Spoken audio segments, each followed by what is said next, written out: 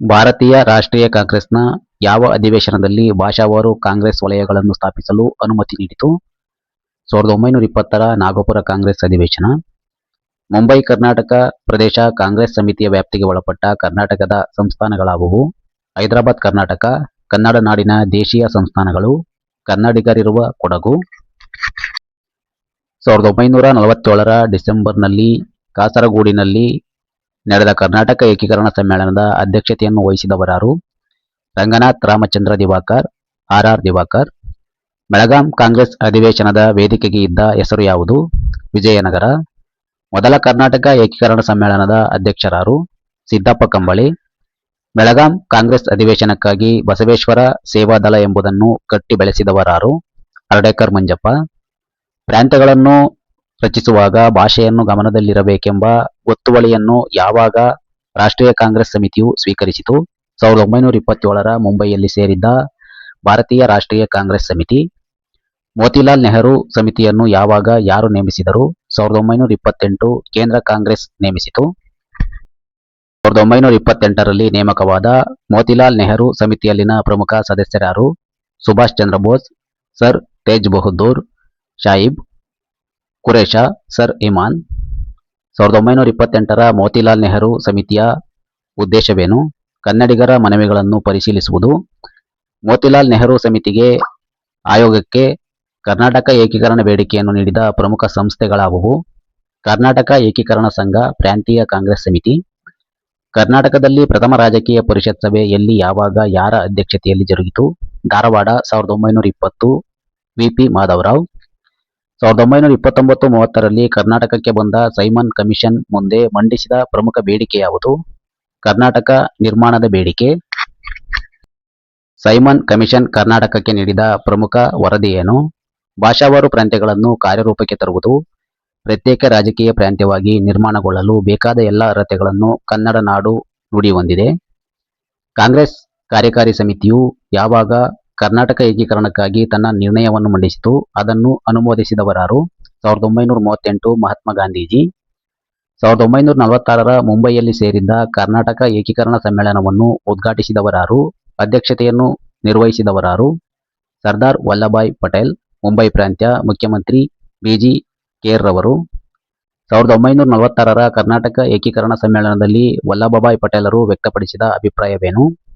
ಛಿದ್ರಗೊಂಡಿರುವ ಕರ್ನಾಟಕ ಬ್ರಿಟಿಷರ ಆಳ್ವಿಕೆಯ ಅಂತ್ಯದೊಂದಿಗೆ ಕೊನೆಗೊಳ್ಳುತ್ತದೆ. ಏಕೀಕೃತ ಕರ್ನಾಟಕ ನಿರ್ಮಾಣವಾಗುವ ದಿನಗಳು ಬಹುದೂರವಿಲ್ಲ.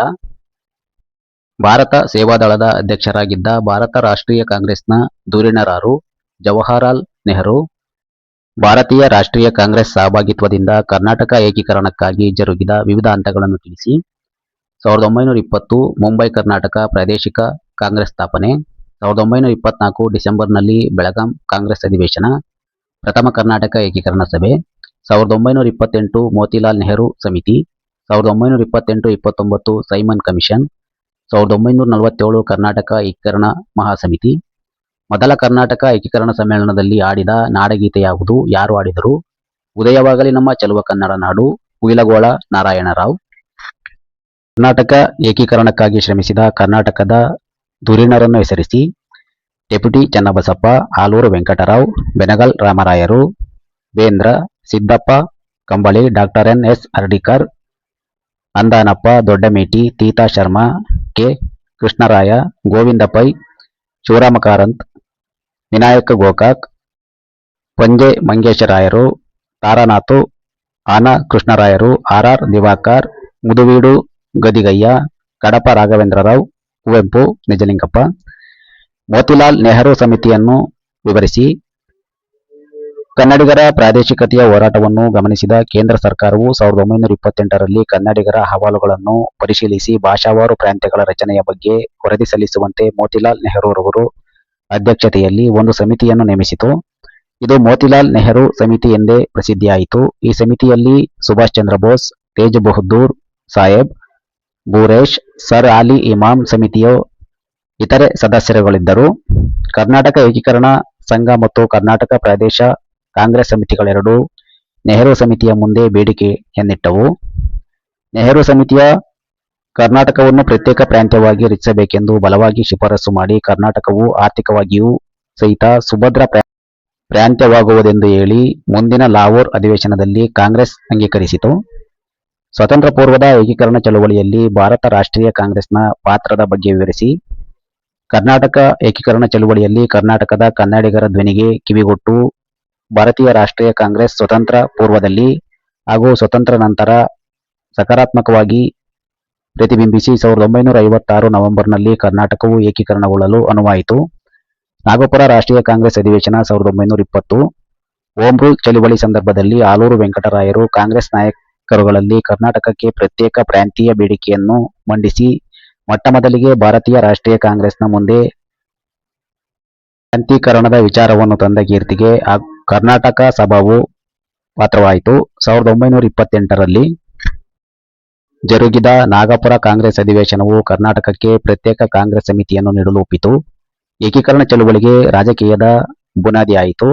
ಬೆಳಗಾಂ ಕಾಂಗ್ರೆಸ್ ಅಧಿವೇಶನ 1924 ಗಾಂಧೀಜಿಯವರ ಅಧ್ಯಕ್ಷತೆಯಲ್ಲಿ ಜರುಗಿದ 1924ರ ಬೆಳಗಾಂ ಅಧಿವೇಶನ ವೇದಿಕೆ ನಿವೇಶನಕ್ಕೆ ವಿಜಯನಗರವೆಂದು ಹೆಸರಿಟ್ಟು ಕರ್ನಾಟಕ ಇತಿಹಾಸ ಮತ್ತು ಸಂಸ್ಕೃತಿಯನ್ನು ಪ್ರತಿಬಿಂಬಿಸಲಾಯಿತು. ಇದೇ ಸಂದರ್ಭದಲ್ಲಿ ಸಿದ್ದಪ್ಪ ಕಂಬಳಿಯವರ ಅಧ್ಯಕ್ಷತೆಯಲ್ಲಿ ಪ್ರಥಮ ಏಕೀಕರಣ ಸಮ್ಮೇಳನವು ಜರುಗಿ ಕರ್ನಾಟಕ ಏಕೀಕರಣ ಸಭೆಯು ಸ್ಥಾಪಿತವಾಗಿ ಏಕೀಕರಣ ಚಳವಳಿಗೆ ಚಾಲನೆ ನೀಡಿತು. ಮುಂಬೈ ರಾಷ್ಟ್ರೀಯ ಕಾಂಗ್ರೆಸ್ ಸಮಿತಿಯ ಅಧಿವೇಶನ 1927 ಕಾಂಗ್ರೆಸ್ ಸಮಿತಿಯ ಪ್ರದೇಶಗಳನ್ನು ಪುನರ್ ರಚಿಸುವಾಗ ಭಾಷೆಯ ತಳಹದಿಯನ್ನು ಗಮನದಲ್ಲಿರಿಸಿಕೊಳ್ಳಬೇಕೆಂದು ಗೊತ್ತುವಳಿಯನ್ನು ಸ್ವೀಕರಿಸಿದ್ದು ಕರ್ನಾಟಕದ ಕನ್ನಡಿಗರಿಗೆ ಸ್ಫೂರ್ತಿಯ ಚಿಲುಮೆಯಾಯಿತು. ಮೋತಿಲಾಲ್ ನೆಹರು ಸಮಿತಿ 1928 ಮೋತಿಲಾಲ್ ನೆಹರು ಅಧ್ಯಕ್ಷರಾಗಿಯೂ ಸುಭಾಷ್ ಚಂದ್ರ ಬೋಸ್ ಹಾಗೂ ಸರ್ ತೇಜ್ ಬಹದ್ದೂರ್ ಅವರು ಸದಸ್ಯರಾಗಿರುವ ಮೋತಿಲಾಲ್ ನೆಹರು ಸಮಿತಿಯ ಒಟ್ಟಿಗೆ ಸೇರಿ ಏಕೀಕರಣದ ಮನವಿಯನ್ನು ಸಲ್ಲಿಸಿದವು. ಇದನ್ನು ಗಮನಿಸಿದ ಸಮಿತಿಯು ಕರ್ನಾಟಕ ಏಕೀಕರಣಗೊಳ್ಳಲು ಎಲ್ಲ ಸನ್ನಿವೇಶಗಳು ಇದೆ ಎಂದು ಹಾಗೂ ಕರ್ನಾಟಕವು ಆರ್ಥಿಕವಾಗಿ ಸಹಿತ ಸುಭದ್ರವಾದ ಪ್ರಾಂತ್ಯವಾಗಬಲ್ಲದು ಎಂಬುದಾಗಿ ಹೇಳಿ ಕರ್ನಾಟಕವನ್ನು ಪ್ರತ್ಯೇಕ ಪ್ರಾಂತ್ಯವಾಗಿ ರಚಿಸಬೇಕೆಂದು ಶಿಫಾರಸು ಮಾಡಿತು. ಮುಂದಿನ ಕಾಂಗ್ರೆಸ್ ಅಧಿವೇಶನವು ಇದನ್ನು ಅಂಗೀಕರಿಸಿತು. ಸೈಮನ್ ಸಮಿತಿ 1929-30 ಸೈಮನ್ ಸಮಿತಿಯು ಕರ್ನಾಟಕಕ್ಕೆ ಬಂದಾಗ ಏಕೀಕರಣದ ಬೇಡಿಕೆಯನ್ನು ಸಲ್ಲಿಸಲಾಗಿ ಇದು ಭಾಷಾವಾರು ಪ್ರಾಂತ್ಯ ರಚನೆಯ ತತ್ವವನ್ನು ಒಪ್ಪಿಕೊಂಡಿದ್ದಲ್ಲದೆ ಕನ್ನಡದ ಜನತೆ ಬಹುಪ್ರಾಚೀನ ಇತಿಹಾಸ ಹಾಗೂ ಸಂಸ್ಕೃತಿಯನ್ನು ಪಡೆದಿದ್ದ ಪ್ರತ್ಯೇಕ ರಾಜಕೀಯ ಪ್ರಾಂತ್ಯವಾಗಿ ಹೊರಹೊಮ್ಮಲು ಬೇಕಾದ ಎಲ್ಲಾ ಅರ್ಹತೆಗಳನ್ನು ಕನ್ನಡ ನಾಡು ಹೊಂದಿದೆ ಎಂದು ಹೇಳಿತು ಹಾಗೂ ಬೇಗ ಪ್ರಾಂತ್ಯಗಳ ಪುನರ್ವ್ಯವಸ್ಥೆ ಮಾಡಬೇಕೆಂದು ರಾಷ್ಟ್ರೀಯ ಕಾಂಗ್ರೆಸ್ಗೆ ತಿಳಿಸಿತು. 1938ರ ರಾಷ್ಟ್ರೀಯ ಕಾಂಗ್ರೆಸ್ ಅಭಿಮತ ಕಾಂಗ್ರೆಸ್ ಭಾಷಾವಾರು ಪ್ರಾಂತ್ಯ ರಚನೆಯ ತತ್ವಕ್ಕೆ ಬದ್ಧವಾಗಿದ್ದು 1938ರ ಕಾಂಗ್ರೆಸ್ ಕಾರ್ಯಕಾರಿ ಸಮಿತಿಯು ಕರ್ನಾಟಕ ಏಕೀಕರಣಕ್ಕಾಗಿ ತನ್ನ ಸಮಿತಿಯನ್ನು ನೀಡಿ ನಿರ್ಣಯವನ್ನು ಮಂಡಿಸಿತು. ಇದರ ಸಂದರ್ಭದಲ್ಲಿ ಗಾಂಧೀಜಿಯವರು ಕನ್ನಡ ನಾಡನ್ನು ಪ್ರಾಂತ್ಯ ರಚನೆಗೆ ಬೆಂಬಲ ನೀಡಿದ್ದ ಕನ್ನಡಿಗರಲ್ಲಿ ಏಕೀಕರಣ ಚಳವಳಿಯ ಯಶಸ್ವಿಯ ಆಶಾಭಾವನೆ ಮೂಡಿತು. ಭಾರತವು 1947 ಆಗಸ್ಟ್ 15ರಂದು ಸ್ವತಂತ್ರದ ನಂತರ ಕನ್ನಡವನ್ನಾಡುವ ಪ್ರದೇಶಗಳಾದ 20 ಬದಲು 5 ಆಡಳಿತ ಘಟಕಗಳಲ್ಲಿ ಒಗ್ಗೂಡಿಸಿ ಎ ರಾಜ್ಯಗಳು ಎಂದು ನೆರೆಯ ಮದ್ರಾಸ್ ಹಾಗೂ ಮುಂಬೈ ಪ್ರಾಂತ್ಯಗಳಲ್ಲಿ ಬಿ ರಾಜ್ಯಗಳೆಂದು ಹೆಸರಿಸುವ ಮೈಸೂರು ಹಾಗೂ ಹೈದರಾಬಾದ್ ಪ್ರಾಂತ್ಯಗಳು ಸಿ ರಾಜ್ಯ ಎನ್ನುವ ಕೊಡಗು ಈ ಪರಿವರ್ತನೆ ಕರ್ನಾಟಕ ಏಕೀಕರಣದಲ್ಲಿ ಪ್ರಥಮ ಘಟ್ಟವಾಯಿತು. ವಿಡಿಯೋ ಇಷ್ಟ ಆದರೆ ಲೈಕ್ ಮಾಡಿ, ಶೇರ್ ಮಾಡಿ, ಸಬ್ಸ್ಕ್ರೈಬ್ ಮಾಡಿ.